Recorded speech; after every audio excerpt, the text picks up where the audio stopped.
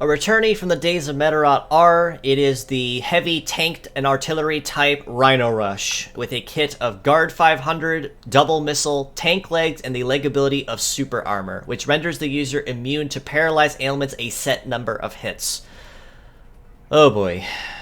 Overall, I mean, aesthetic, he does definitely match that heavy tank and heavy artillery quite well, but in terms of his overall viability, both as mixed parts and as a pure set, that unfortunately is where it ends. Guard 500 is honestly pretty handy for new players in particular, as it negates 500 damage from the incoming attack and will still tank the blow. So in early game, where you're probably dealing no more than 1,000 damage on a good hit, Guard 500 is honestly a pretty good skill to use, but once you start getting to that 2,000 and higher base damage on a regular hit, Guard 500 is going to quickly become nothing more than your bot putting a target on their back that says, shoot me, because it's going to be eaten through just as easily as any other kind of guard that is not perfect guard, shoot guard, melee guard, or even counter or mirror guard if I wanted to throw those two in as well.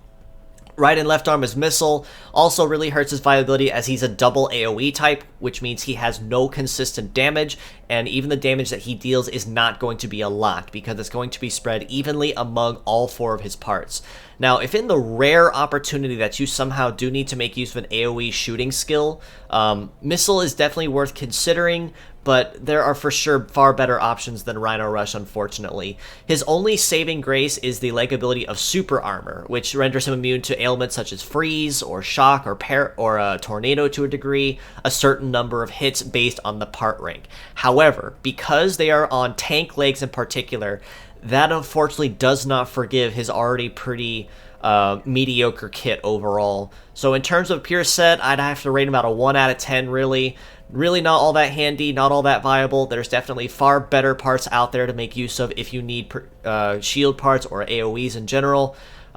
Even super armor, unfortunately, is not enough to save him in terms of making use of anything. But if in the really rare opportunity that you do have to use tank legs, I mean, they're there. They're good to make use of, but don't expect a whole lot from him. Mixed parts only raises his viability just a little bit, and in particular, his legs are about as good as they're gonna get. So if you're gonna use Rhinorush at all, his legs are probably gonna be the best part to make use of, but don't expect a whole much when it comes to his overall viability or what it's gonna bring to the team.